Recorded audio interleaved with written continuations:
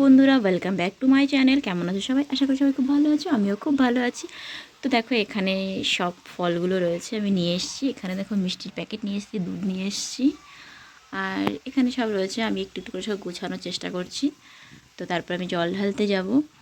তো চলো পুরোটা রেডি করি, তারপর তোমাদের দেখাই। তো বন্ধুরা, এখানে দেখো আমার এটা সাজানো কমপ্লিট হয়ে গেছে, কিন্তু আমি এখানে জল রাখিনি, কারণ দুধ জল যাই হোক এখন এটার মধ্যে আমি দিইনি। তো আমি সেটা পরে দেবো, কারণ যখন নিয়ে যাব তখন। বাবা এখনও আসেনি, বাবা আসলে ডাবটা কাটবো। ভালো দাওটা বাবার কাছে রয়েছে, যেটাতে কাটবো আর কি। তো বাবা আসুক কাজের থেকে, তো তারপরে।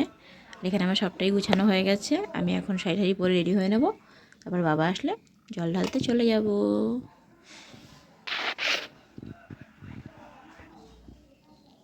তো বন্ধুরা, আমি হয়ে গেলাম রেডি। তো আমি এখন জল ঢালতে যাব। এখন বাজে বিকেল 5টা। তো আমি দেখো আমি সেজেছি।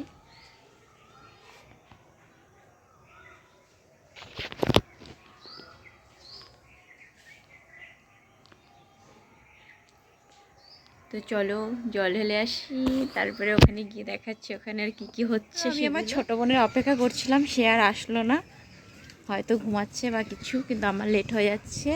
তাই দেখো পুজো দিতে আমি চলে যাচ্ছি একা একাই।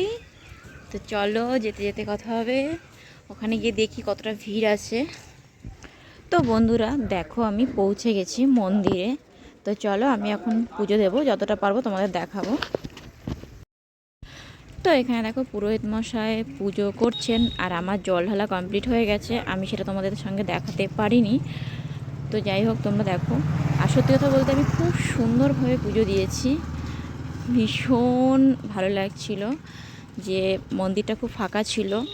তো সেই হিসাবে পুজো দিয়েও খুব ভালো লেগেছে। তো তোমরা দেখতে থাকো আমার পুজো দেওয়া।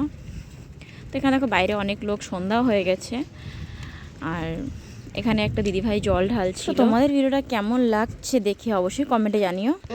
তো আমার পুজো দেওয়া কমপ্লিট হয়ে গেছে, আমি এখন বাড়ি যাচ্ছি।